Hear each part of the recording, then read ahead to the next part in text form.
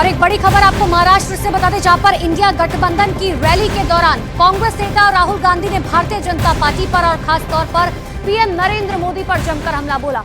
मुंबई में कांग्रेस की भारत जोड़ो न्याय यात्रा के समापन पर इंडिया गठबंधन के कई नेता एक मंच पर इकट्ठा हुए और गठबंधन के बाद हुई पहली साझा रैली में राहुल गांधी ने बीजेपी को निशाने पर लिया। लेकिन इस दौरान उन्होंने एक ऐसा बयान दिया जिस पर विवाद होने लगा। राहुल गांधी ने हिंदू धर्म से जुड़े शक्ति शब्द का हवाला देते हुए कहा कि वो शक्ति से लड़ रहे हैं और उन्होंने बीजेपी पर शक्ति का गलत इस्तेमाल करने का आरोप लगाया। शक्ति शब्द होता है, हम शक्ति से लड़ रहे हैं, एक शक्ति से लड़ रहे हैं। अब सवाल उठता है वो शक्ति क्या है। जैसे किसी ने यहां कहा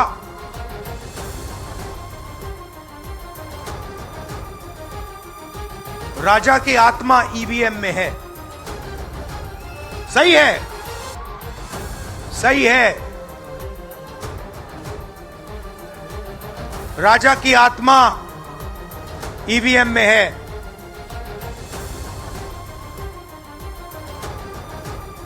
हिंदुस्तान की हर संस्था में है, ईडी में है, सीबीआई में है, इनकम टैक्स डिपार्टमेंट में है। बीजेपी के अमित मालवीय ने राहुल गांधी के इस बयान को सनातन के अपमान से जोड़ दिया। अमित मालवीय ने ट्वीट करते हुए राहुल गांधी पर हमला बोला और यहां तक कि कह दिया कि उदयनिधि स्टालिन के सनातन के विनाश के आह्वान के बाद राहुल गांधी शक्ति को बदनाम करने की कोशिश कर रहे हैं। उन्होंने राहुल गांधी को हिंदू विरोधी करार दिया और महिलाओं से द्वेष करने वाला भी। अमित मालवीय ने क्या कुछ ट्वीट किया, वो ट्वीट भी आपको हूबहू पढ़कर सुनाते हैं। दरअसल अमित मालवीय ने ट्वीट में ये लिखा है, डीएमके के उदयनिधि स्टालिन के सनातन धर्म के विनाश का आह्वान करने के बाद अब शक्ति को बदनाम करने की बारी राहुल गांधी के। अमित मालवीय का ट्वीट आपको दिखा रहे हैं। मां दुर्गा शक्ति या शक्ति के विविध पहलुओं का एक प्रतीक है, जिन्हें सती, पार्वती, उमा, दुर्गा, काली, गौरी, त्रिपुर सुंदरी, शिवांगी, महादेवी और अन्य नामों से जाना जाता है। उन्हें भगवान की आदि शक्ति माना जाता है, जो सृजन, पालन और विनाश के लिए जिम्मेदार है। ब्रह्मा की रचनात्मक शक्ति यानी कि सृष्टि, विष्णु की धारण शक्ति यानी कि पालन शक्ति और भगवान शिव की विनाश शक्ति यानी कि संहार शक्ति के रूप में है। वे हिंदू मान्यता में मां के रूप में पूजनीय हैं। शक्ति महिला सशक्तिकरण का ही प्रतीक है, लेकिन राहुल गांधी शक्ति से चुनाव लड़ने की बात करते हैं। वो न केवल हिंदू विरोधी हैं, बल्कि महिलाओं से नफरत करने वाले हैं। राहुल गांधी के शक्ति वाले बयान पर विवाद बढ़ा तो मल्लिकार्जुन खड़गे ने इस पर सफाई दी और कहा, राहुल गांधी ने जिस शक्ति की बात की वो शक्ति मोदी जी हमें कुचलने के लिए इस्तेमाल कर रहे हैं। जो शक्ति राहुल जी ने बताया, मैं तो खुलकर बताऊंगा, ये जो शक्ति कहने की शब्द है, मोदी जी के पास आरएसएस की शक्ति, आरएसएस की आइडियोलॉजी, मनुवाद, ये उनकी शक्ति है।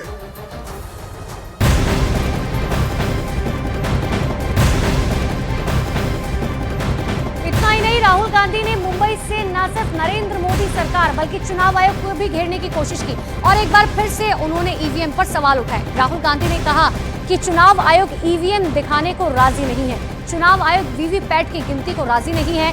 राहुल ने भी कहा कि पूरा विपक्ष एकजुट होकर पूरी दम से लड़ाई लड़ रहे हैं।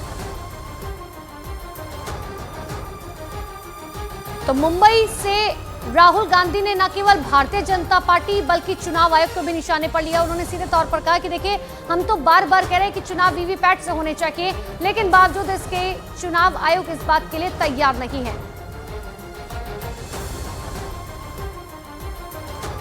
इलेक्शन कमीशन से हमने कहा कि एक काम कीजिए, विपक्ष की पार्टी को ये मशीनें दिखा दीजिए, खोल के हमें दिखा दीजिए ये कैसे चलती हैं, हमारे एक्सपर्ट्स को दिखा दीजिए। इलेक्शन कमीशन ने दिखा। फिर हमने कहा देखिए, इसमें से कागज निकलता है, वोट मशीन में नहीं है, वोट कागज में है। ठीक है, आप मशीन चलाइए, मगर कागज की भी गिनती कर दीजिए। इलेक्शन कमीशन कहता है नहीं, कागज की गिनती नहीं होगी। क्यों नहीं होगी? कैसे नहीं होगी? सिस्टम नहीं चाहता कि ईवीएम की गिनती हो जाए। तो सिर्फ राहुल गांधी ने ही नहीं, इंडिया गठबंधन के मन से नेशनल कॉन्फ्रेंस के चीफ यानी कि फारूक अब्दुल्ला ने भी ईवीएम पर सवाल खड़े किए और यहां तक ये भी कह दिया कि ईवीएम एक चोर मशीन है। इससे बड़ी बात यह है, उस वोट का आपको बचाना है। ये मशीन जो है ये चोर है। मेहरबानी करके उस मशीन को देखिएगा। जब आप अपना बटन दबाएं, जो कागज वहां से लिखेगा वो देखिए कि आपका वोट उसमें है या दूसरा वोट गया है। हमने बहुत शोर किया, कहा वापस कागज का लाओ, इस मशीन को हटाओ। मुझे उम्मीद है जब इंडिया गठबंधन की गवर्नमेंट आएगी उसमें यह मशीन खत्म हो जाएगी। वहीं महाराष्ट्र के मुख्यमंत्री एकनाथ शिंदे ने इंडिया गठबंधन की रैली को मुंबई के शिवाजी पार्क में आयोजित करने पर सवाल उठाया और उन्होंने उद्धव ठाकरे पर हमला बोलते हुए कहा कि यह दिन शिव सैनिकों के लिए काला दिन है, क्योंकि हिंदू हृदय सम्राट कहे जाने वाले बाला साहेब ठाकरे ने जिस मैदान से देश का मार्गदर्शन किया, उसी मैदान पर हिंदूवादी सावरकर का अपमान करने वालों के साथ बैठकर सभा ले रखे हैं। हाँ, मैं आज का दिन ये शिव सैनिकों के लिए काला दिन है, काला दिवस है, ये ब्लैक संडे है, क्योंकि जो शिवतीर्थ शिवाजी पार्क, ये शिवाजी पार्क से हिंदू हृदय सम्राट बाला साहेब ठाकरे जी ने पूरे देश को मार्गदर्शन किया। इसी ऐतिहासिक मैदान में जिन्होंने स्वतंत्रवीर सावरकर जी के खिलाफ आरोप लगाए, उनके बाजू में बैठकर ये सभा लेने की नौबत आज यहाँ पर आई है। ये दुर्भाग्य है। आज कैसे कहेंगे गर्व से कहो हम हिंदू हैं, ये भी सवाल मैं यहाँ इस बार पूछना चाहता हूँ।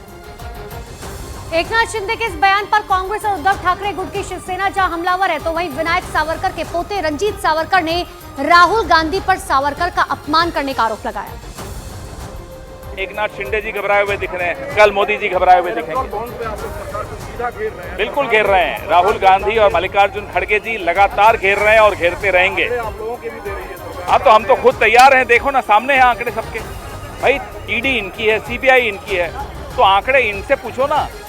जो दबाव डाल के पैसा वसूलते हैं, हफ्ता वसूलते हैं, उनसे पूछिए। हमारे पास कोई ईडी सीबीआई थोड़ी कि डरा सकेगी। राहुल गांधी ये अपने पक्षीय स्वार्थ के लिए, राजनीति के लिए सावरकर जी का बार बार अपमान करते आए थे और ये अभी की बात नहीं है, ये बहुत पुरानी बात है। और मुझे याद है कि 2019 में यही सावरकर स्मारक में उद्धव ठाकरे जी ने कहा था कि राहुल गांधी को जूते मारना चाहिए। अब उसके बाद भी जब इनकी इंडिया अलायंस हो गई, ये हो गई, राहुल गांधी सावरकर जी को गाली देते रहे हैं, मगर उसकी जो प्रतिक्रिया महाराष्ट्र में हुई, महाराष्ट्र की जनता के ने जो कांग्रेस का विरोध बढ़ता हुआ दिखाई दिया, उसके कारण मुझे लगता है कि आज राहुल गांधी शिवाजी पार्क से सावरकर जी के बारे में कोई भी अपमानास्पद टिप्पणी करने की हिम्मत नहीं करेंगे। महाराष्ट्र राज्य के मुख्यमंत्री एकनाथ शिंदे इसे काला दिन बताते हैं। एक विपक्ष का नेता, अब चुनाव डिक्लेयर हो गए, अब कैसा भय है? अब तो चुनाव में जाना ही है ना। आज जाएं, कल जाएं, परसों जाएं। 4 जून को जब नतीजे आएंगे तो नतीजों में आपको दिखेगा कि ये जो नारा देते हैं ना, नकली नारा, अब की बार 400 पार, 4 जून इनको एहसास दिलाएगा कि अब की बार भाजपा की हार और अब की बार इंडिया गठबंधन की जीत